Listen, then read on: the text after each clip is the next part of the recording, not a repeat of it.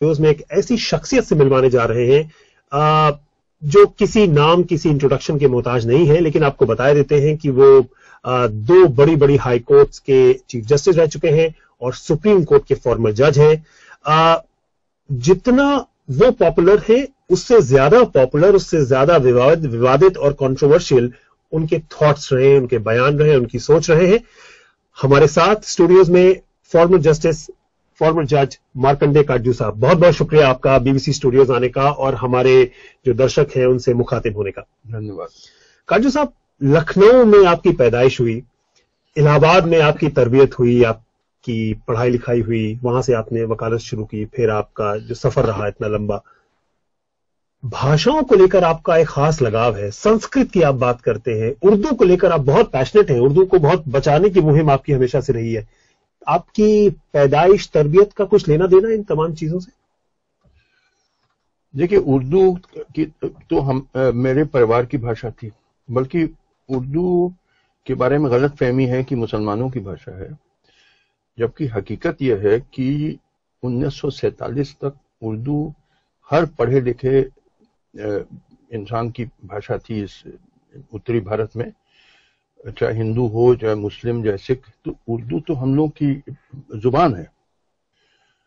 ये गलत प्रचार किया गया कि हिंदी भाषा हिंदुओं की, उर्दू भाषा मुसलमानों की, जबकि उर्दू हम लोग की कॉमन लैंग्वेज थी जी, सबकी, जो हिंदुस्तानी में मिली जुली हिंदुस्तानी लैंग्वेज। और उर्दू के बारे में आपको बताऊं, मैंने दुनिया में कई भाषाओं की कविताएं पढ़ी, शायरी पढ़ी। इंग्लिश तो मेरा सब्जेक्ट था यूनिवर्सिटी में, और American poetry, French poetry, German, Russian, Chinese, Spanish, Italian, और यहाँ तो सूर, तुलसी और टैगोर, ये सब पढ़ाई जी। उर्दू में जो दिल की आवाज निकलती है और जिस ताकत के साथ निकलती है, जिस अंदाज़े बयान के साथ निकलती है, वो मैंने किसी भाषा में नहीं पाया। तो इस तरीके से उर्दू दुनिया की सबसे बेहतरीन शायरी है जी। और शायद यही वजह है कि आज तक भारतीय जो अदालतें हैं, जो कोर्ट रूम्स वगैरह हैं, वहां पर भी उर्दू पे खासा जोर रहता है अभी भी। आपकी पैदाइश, पढ़ाई लिखाई से सीधे आपके उस कोर्ट रूम के मंजर पर आते हैं जब आप जज हुआ करते थे सुप्रीम कोर्ट के। ऐसा कहा जाता है हफ्ते में आप 100 मामले निपटा देते थे और आपकी सबसे फास्टेस्ट अदालत कही जाती थी जो आपकी कोर्ट लगती थी। और जगह ऐसा क्यों नहीं हुआ? देखिए, मेरे मन में एक चीज थी, मैं वकीलों से कहता था कि देखो, मैं भी चाहूं तो एक वकील को 3 दिन तक बहस करने दूं, मेरी कोई वेतन कम नहीं होगा, मगर क्या ये उचित है? वहां मेरे कोर्ट में 50-60 वकील बैठे हैं, अपने केस का इंतजार कर रहे हैं। मेरे केस में 30-40 केस लगे हुए हैं, तो क्या बस एक ही वकील को दिन भर 3 दिन तक मैं सुनता जाऊं? तो बाकी वकीलों का नंबर ही कभी ना आए, बाकी वकीलों का नंबर ही कभी ना, केस का नंबर ना आए। भाई, मैं सबकी सेवा करना चाहता हूं। तो मैंने कहा, देखिए, बहस कीजिए, मगर संक्षिप्त में, ब्रीफ करिए। I am not stopping argument, मगर संक्षिप्त बहस कीजिए जी। मुझे कानूनी सिद्धांत मालूम है, फैक्ट्स में पढ़ के आया हूं, फाइल पढ़ के आता था।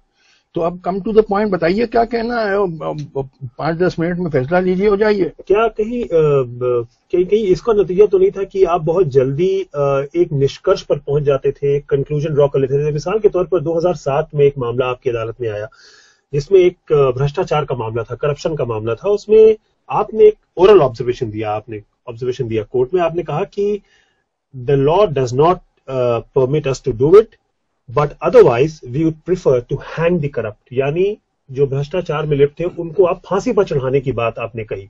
क्या इस तरह की बयानों की वजह से जल्दी फैसले आप दे देते थे, लोग डरते थे आपसे, वकील भी डरते थे, या मामले, क्या आपको लगता था कि क्या वो सारे जो आपके फैसले जा रहे थे, 100 मामले निपट रहे थे हफ्ते भर, वो एकदम जुडिशियस थे, एकदम सही समय उनको मिल पाता था? देखिए, 90-95% जो केसेस होते हैं उसमें सिंपल, उसमें कोई ज्यादा कॉम्प्लिकेशन नहीं होते हैं। अगर आपको लीगल प्रिंसिपल्स का अच्छा आइडिया है, जो हो जाता है 20 साल वकालत के बाद, तो जल्दी निपटाने में समय नहीं लगता है। हाँ, कुछ केसेस 5% हैं जहां कॉम्प्लिकेटेड क्वेश्चन, उसमें टाइम लगेगा। तो मैं जो रूटीन केसेस हैं फटाफट निपटाता था। मैं वकीलों से कहता मैं ज्यादा टाइम नहीं दूंगा, फैसला ले हो जाओ। और जहां तक ये observation about hang the corrupt, देखिए ये दिया था मैंने चारा घोटाले में, आपने सुना होगा बिहार में चारा घोटाला। मैंने कहा कि भाई अब समय आ गया कि फांसी पे लटकाओ खंभों पे, जैसे फ्रेंच रेवोल्यूशन में हुआ था कि आला लांटेन उनका नारा था, टू द लांटेन, टांग दो ये एरिस्टोक्रेट्स। मैंने कहा और कोई इलाज नहीं है, ये इतने इनकॉरेजिबल लोग हैं, ये कई नेता हैं, कई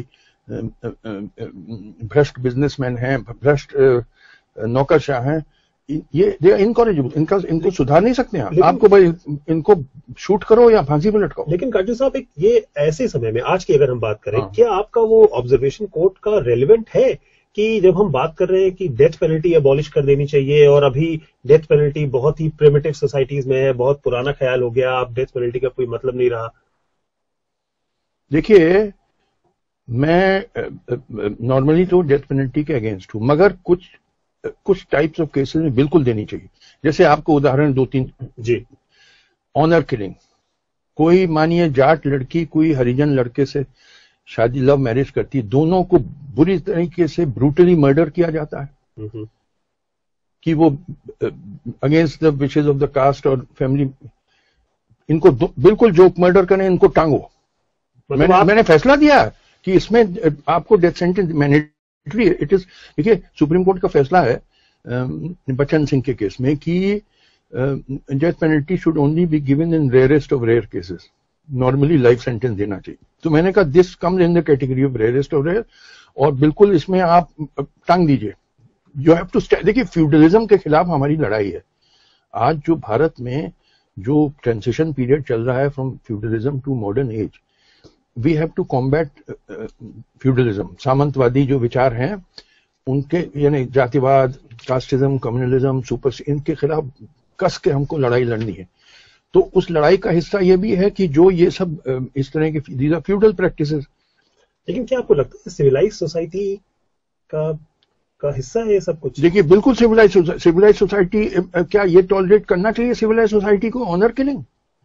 कि आपने एक बेगुनाह लोगों को क्योंकि इंटरकास्ट या इंटर रिलीजियस मैरिज करी है उनको आप ब्रूटली मर्डर करें, वो अनसिविलाइज नहीं था। लेकिन क्या एक डेथ पेनल्टी 2 या 5 डेथ पेनल्टी से ऑनर किलिंग्स कम हो जाएंगी? बिल्कुल। अगर आप एक मैसेज भेजें, आप टांग दें पेड़ों पे 2-4 लोगों को, देखिए ऐसा टेरर क्रिएट होगा कि और लोगों की फिर हिम्मत नहीं होगी ये सब हरकत करने की। आपको मैसेज भेजना है। लेकिन काजू साहब, इंडिया जो है, भारत, आप तो उसके जज रहे हैं, ऑनरेबल जज रहे हैं, आपसे ज्यादा कानून की समझ किसी को नहीं है। कुछ फंडामेंटल राइट्स है, कुछ प्रिंसिपल्स है, कुछ कॉन्स्टिट्यूशनल डायरेक्टिव्स है जिनको फॉलो करना पड़ता है। अगर सबको हम सूली पर और पेड़ों पर टांगने लगेंगे, अगर मान लीजिए कि किसी ने गुनाह किया है, छोटा या बड़ा, उसको हम पेड़ों पर टांगने लगेंगे, तो फिर जो कुछ फिर इस्लामिक स्टेट जो बात करते हैं, या जो तालिबान एक जमाने में बात करता था, उनमें और एक कॉन्स्टिट्यूशनल डेमोक्रेटिक रिपब्लिक में फर्क क्या रहेगा? देखिए, आपको पहले समझना है किस ऐतिहासिक दौर से हिंदुस्तान गुजर रहा है। वो दौर, हिंदुस्तान एक परिवर्तनशील दौर से गुजर रहा है, ट्रांजिशनल पीरियड से, transition from feudal society to a modern industrial society. हम लोग सबको मदद करना चाहिए कि ये ट्रांजिशन पीरियड और जल्दी कंप्लीट हो जाए। तो उसमें हमको स्टैंप आउट करना है, क्रश कर देना है ये सब फ्यूडल थिंकिंग और फ्यूडल प्रैक्टिसेस। ये ऑनर किलिंग, देखिए ये तालिबान नहीं है, आप टोटलिटेरियन स्टेट की बात कर रहे हैं क्या? आपकी वो जो हीगल ने कहा था कि आइडिया ऑफ नेशनलिज्म जो है, वो उस जमाने की मुझे याद आ रही है। आप मतलब जो पढ़ा है वो, आप जिस तरह की बात कर रहे हैं। देखिए, there is no such thing as absolute freedom. Every freedom is subject to some restrictions. आपको फ्रीडम नहीं है कि ऑनर किलिंग करें, ये फ्यूडल या डाउरी डेथ कर। मैंने डाउरी डेथ में भी कहा कि फांसी लगाओ जी। यानी एक लड़की आई है शादी करके, जवान लड़की है, वो उसका आप गर्दन पकड़ ले रहे हैं कि अपने बाप से कहो दहेज भेजा, और नहीं दे पाती है तो उस पर पेट्रोल डाल के आग लगाया जाता है। बहुत ऐसे केसेस आए, या टांग दिया जाता है उसको। तो ऐसे जो लोग ऐसा करें उनको नहीं फांसी मिलनी चाहिए। मैं संक्षेप में आपसे बहुत संक्षेप में जानना चाहूंगा, सोशल मीडिया के हमारे सहयोगी हमारे साथ जुड़े हुए हैं, उसके पहले जुडिशरी में आपकी तरह के ख्याल क्या और भी लोग रखते हैं? बहुत कम। I am an exception. देखिए, अब परसेंटेज तो मैं नहीं बताऊं। एक जज साहब, अभी जो सिटिंग सीनियर जज हैं सुप्रीम कोर्ट में, मैं नाम नहीं लूंगा, वो बोले भगवत गीता को कंपलसरी कर दो हर स्कूल में। मैंने उसके खिलाफ कस के स्टेटमेंट दिया कि ये सेकुलर कंट्री है, what are you talking, and you have taken oath to uphold the constitution. आप सिटिंग सुप्रीम कोर्ट जज हैं और कहते हैं कि भगवत गीता को आप कंपलसरी कर दो। तो Bhagavad Gita is perceived as a religious book of Hindus.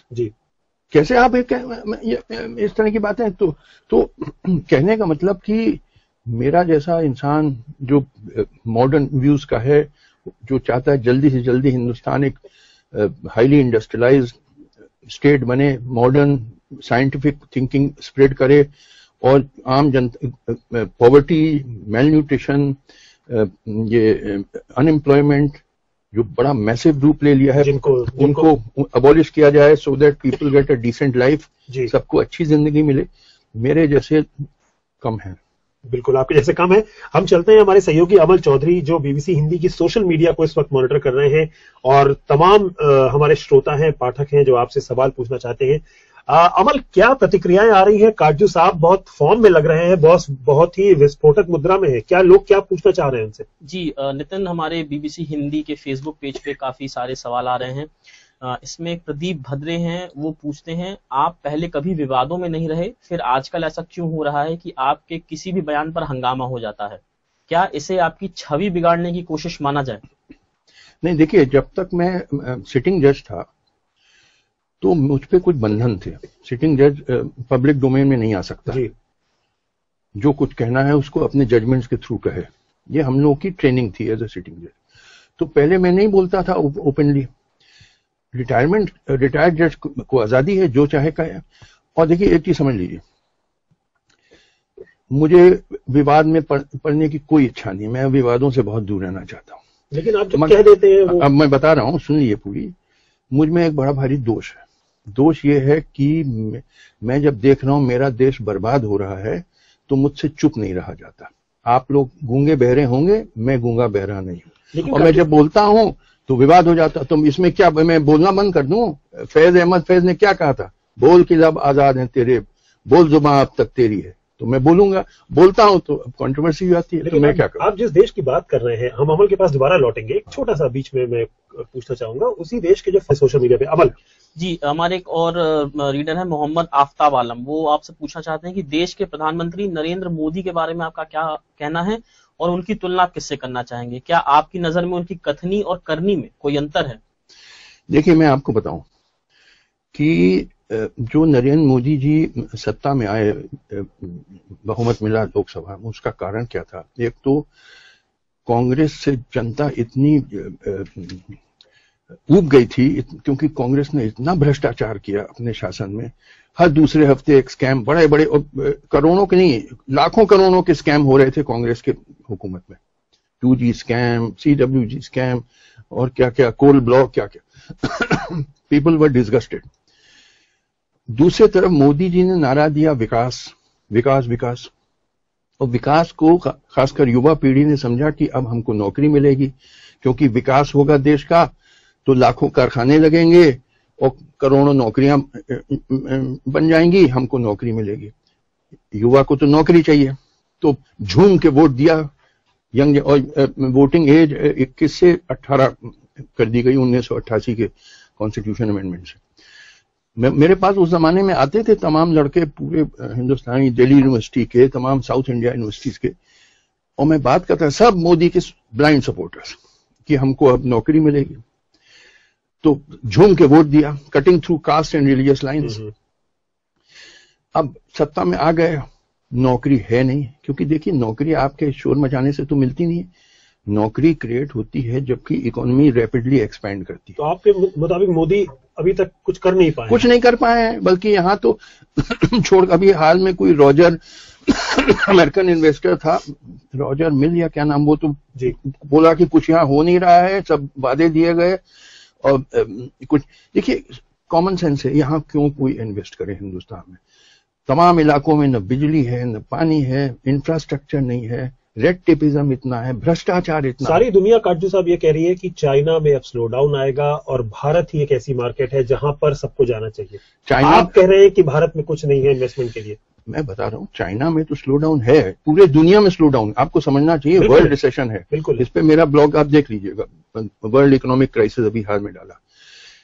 मगर चाइना में स्लो डाउन है, इसका ही मतलब ये नहीं कि India will go up, India will also go down. क्योंकि देखिए कॉमन सेंस यूज करिए, आप बिजनेसमैन हैं मानिए, आप हिंदुस्तान में फैक्ट्री लगाएंगे, फैक्ट्री आप कोई चैरिटी करने के लिए तो लगाते नहीं है, यू प्रॉफिट की लगाते हैं।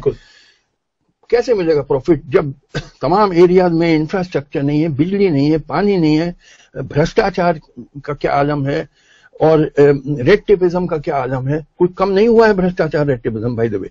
तो लिहाजा यहां कोई इन्वेस्ट नहीं करेगा। मतलब आप मोदी की गवर्नमेंट के जो 1 साल 1.5 साल हुए हैं उसको यूपीए की तरह ही आंकते हैं? कुछ फर्क है? कोई फर्क नहीं है, ही है? कोई फर्क नहीं। मैं आपके मुताबिक मनमोहन सिंह और मोदी की सरकारें एकदम बिल्कुल दोनों झांसे पे चल रही थी, कुछ नहीं है फर्क। मैंने बता दिया, मैंने मेरे तो 10 साल चली झांसे पे। अरे भाई अब ठीक है लोग चलने लेते हैं, मगर everything is heading to a crisis now. अब बिल्कुल क्राइसिस आ रही है। मैंने तो लिख दिया कि some kind of a French revolution is coming in this country. बिल्कुल। लेकिन काजू साहब ये वही कंट्री है जहां के उन आदमी जो हमारी जो पॉपुलेशन है, आपने एक जगह कहीं पे जिक्र किया था कि ये एक ऐसा मुल्क है जहां 80% हिंदू और 80% जो मुसलमान है वो सांप्रदायिक है, वो कम्युनल है। करेक्ट। और तो इससे ज्यादा फीसद लोग जो है वो आपके मुताबिक बेवकूफ है। क्यों है? क्योंकि हिंदुस्तान में पिछड़ापन बहुत है। ये पिछड़ेपन से सांप्रदायिकता का और बेवकूफी का क्या ताल्लुक है? बिल्कुल ताल्लुक है। देखिए ये फ्यूडलिज्म के दोनों पार्ट्स हैं।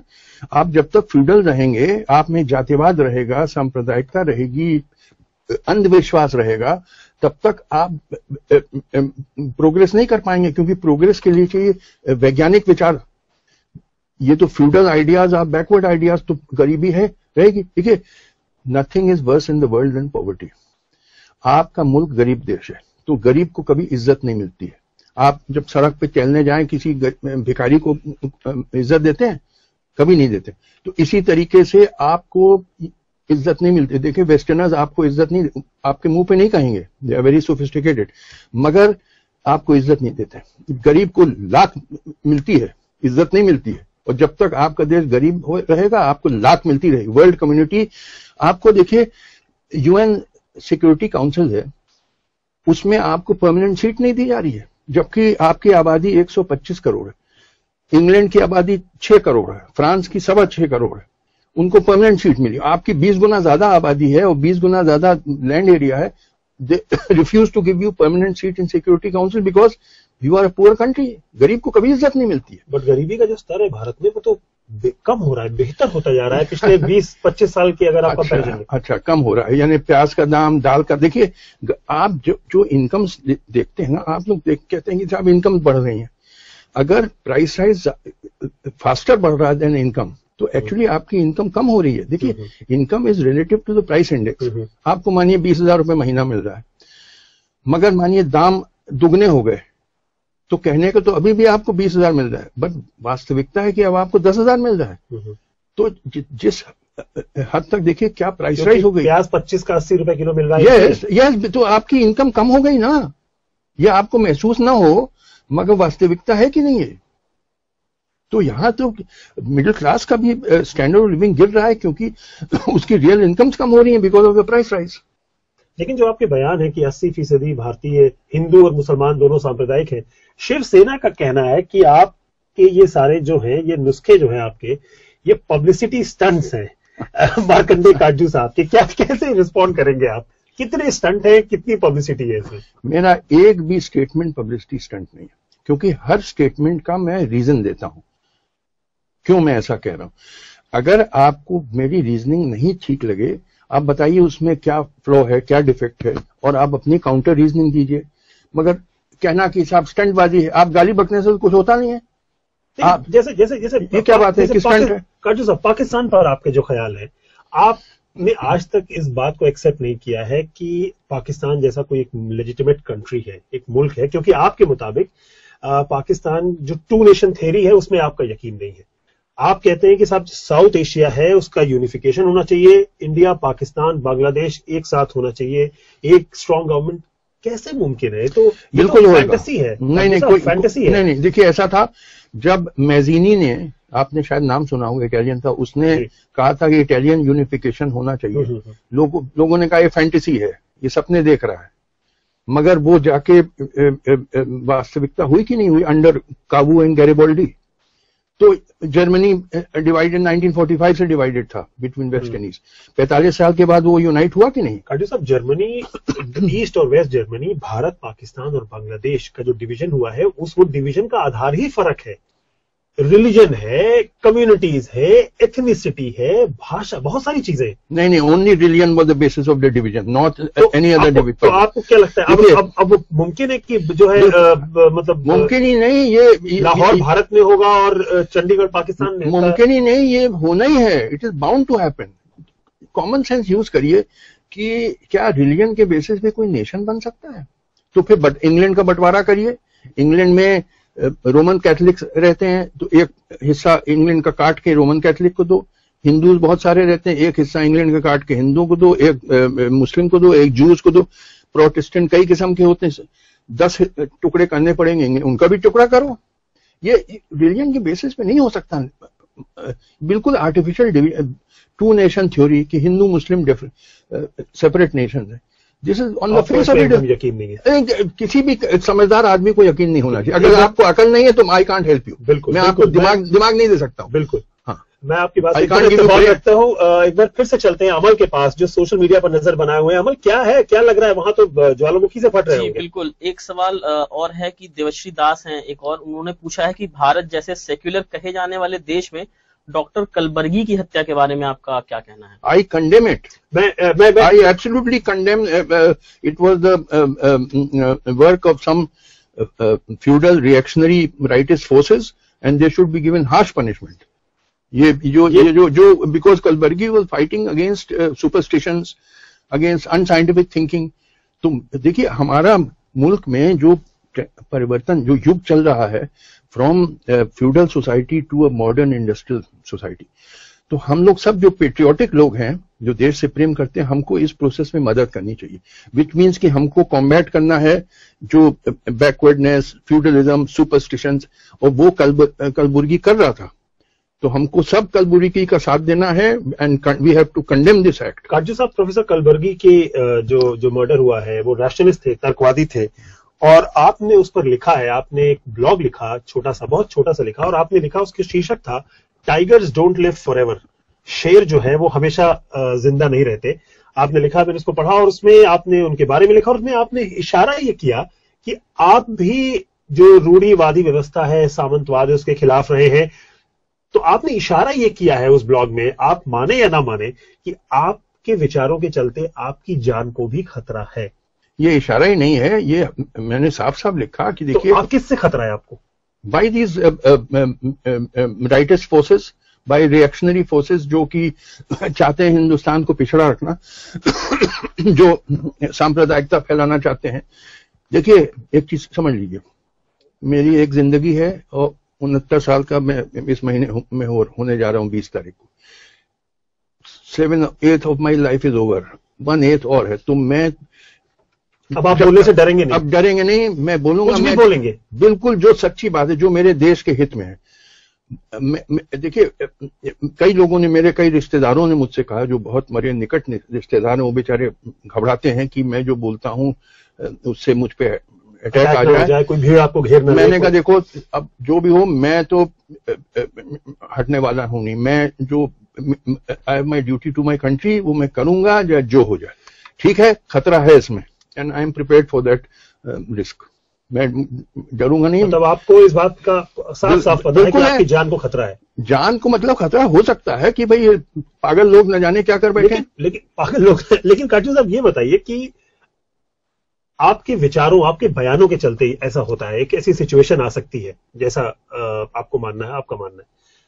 आपने बहुत से ऐसे मामले हैं जिनमें अपने बयान बदले भी हैं, अपनी सोच बदली भी है ओवर द इयर्स।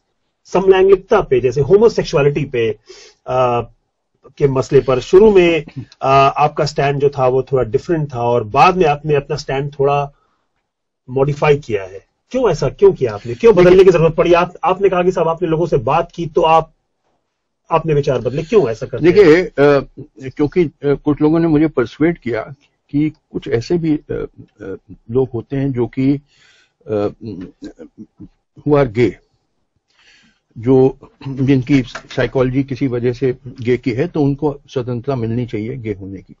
तो मैंने अपने विचार का संशोधन किया कि भाई ठीक है, ये जो धारा 377 है इंडियन पिनल कोड में कि जो होमोसेक्सुअलिटी क्राइम बना दिया गया, वो डिलीट होनी चाहिए। They should have freedom to be gay if they want to.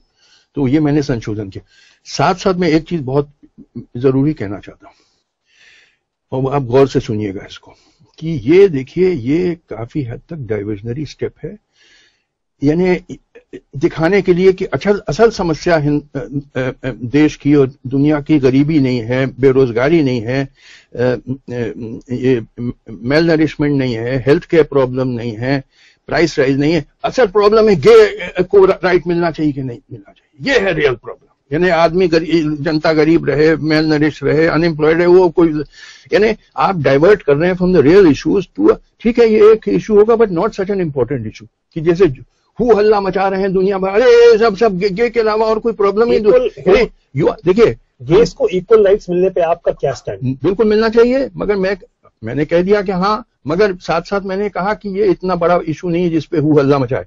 Real issues जो है वहां से आप, दीज आर डाइवर्जनरी मूव्स, ये डिलिबरेट डाइवर्जन है कि to divert attention of people from the real issues which are socio economic to relatively unimportant issues.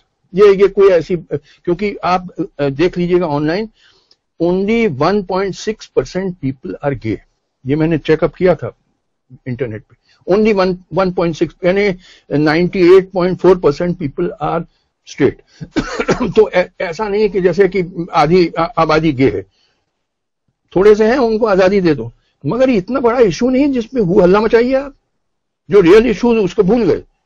इसको आप जैसे कि ना, पूरी मीडिया का जैसे तरीका है कि रियल इश्यूज अनएम्प्लॉयमेंट और पॉवर्टी और हेल्थ केयर और प्राइस राइज नहीं, रियल प्रॉब्लम है कि फलाने फिल्म स्टार का इश्क इस किससे हो रहा है, या रियल इशू है इंडिया ने पाकिस्तान को क्रिकेट मैच में हराया कि नहीं, या एस्ट्रोलॉजी, ये रियल इश्यूज है। यानी you divert attention from the real issues to non issues, और जो नॉन इशू या लेसर इंपॉर्टेंस का इशू उसको प्रोजेक्ट करिए कि जैसे ये रियल इशू।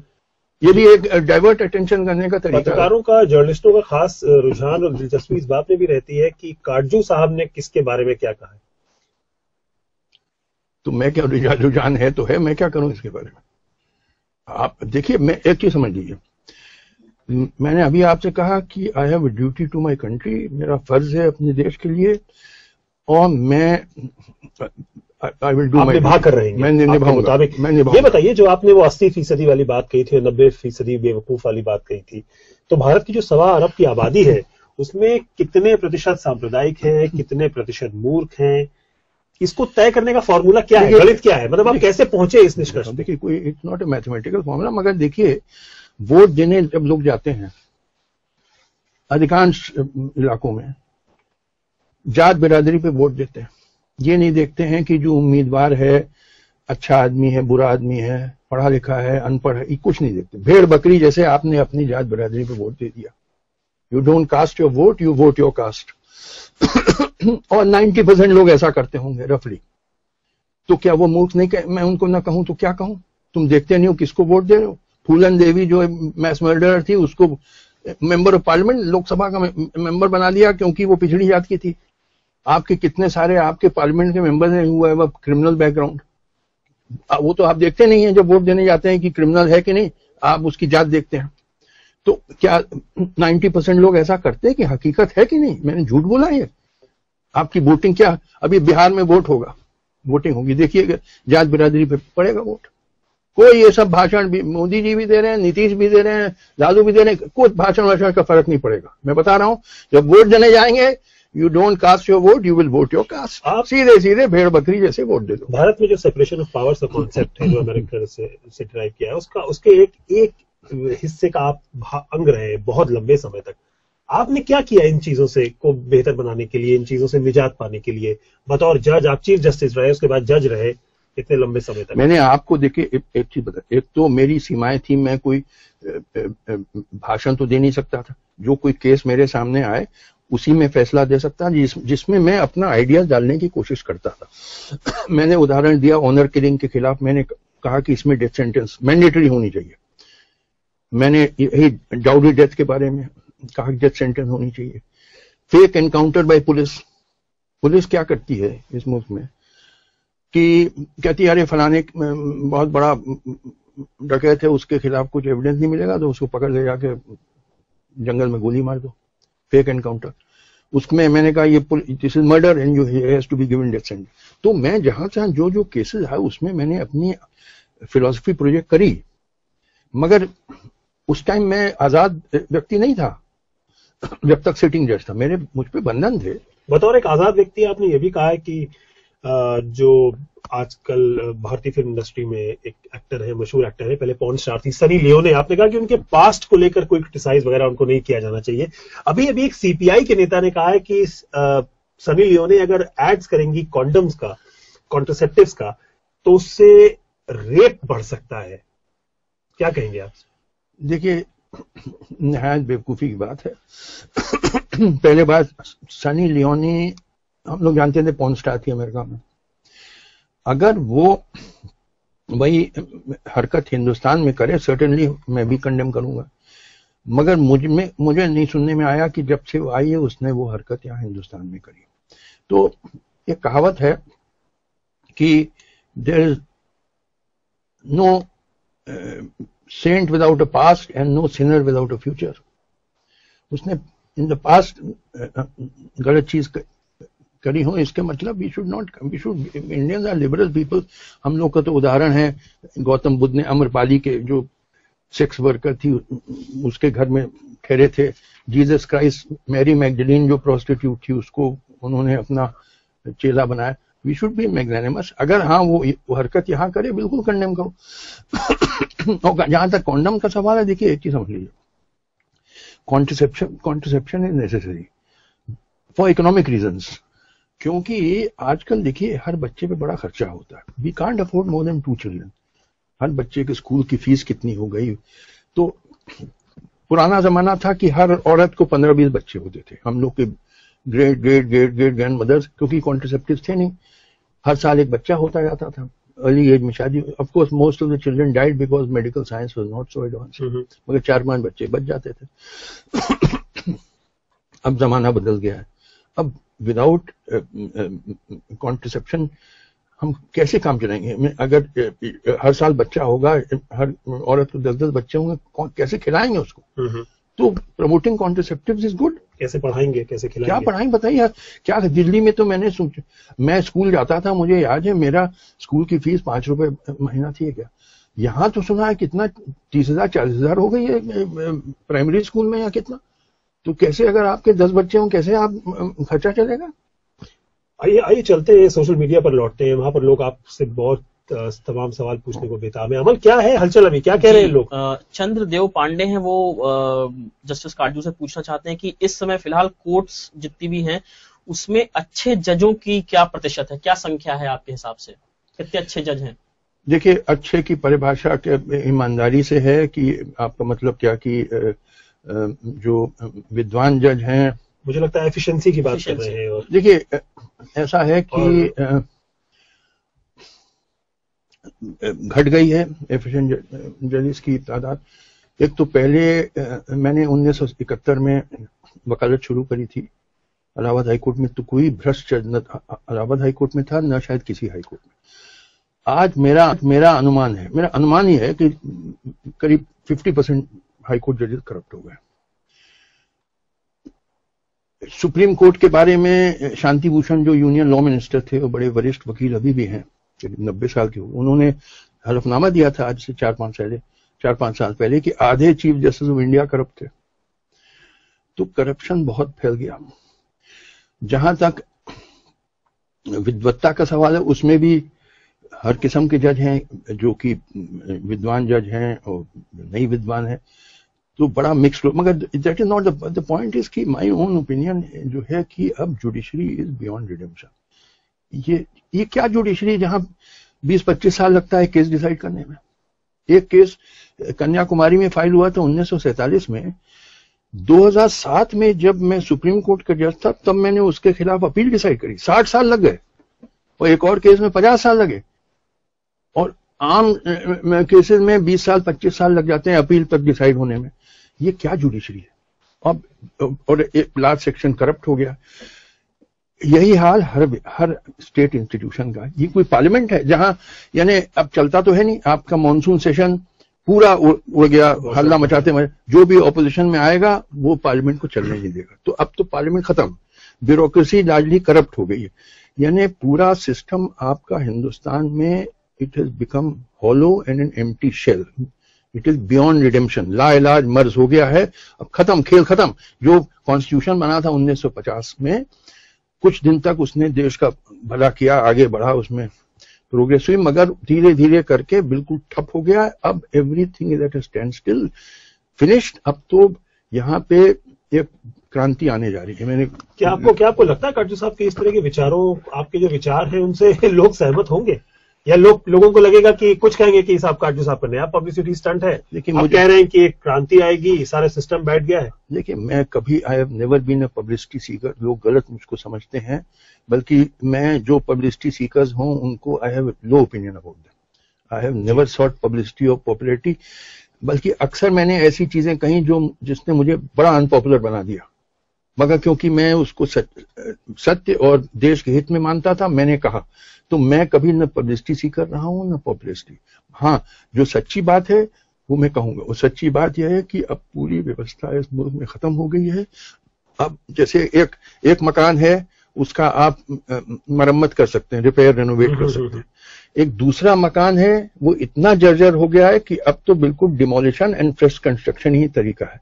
तो ये पूरा हिंदुस्तान में व्यवस्था it requires demolition and fresh construction. अब यानी एक क्रांति कैसे आएगी, क्या रूप लेगी, that I can not say, but it is बिल्कुल एविडेंट हो गया है कि जो solutions to the country's problem, जो मैसिव पॉवर्टी, अनएम्प्लॉयमेंट और health care, malnourishment problem वगैरह हैं, इन समस्याओं का समाधान इस व्यवस्था के अंदर नहीं है, इस व्यवस्था के बाहर है। Solutions to the country's problems lie outside the system, which means the revolution.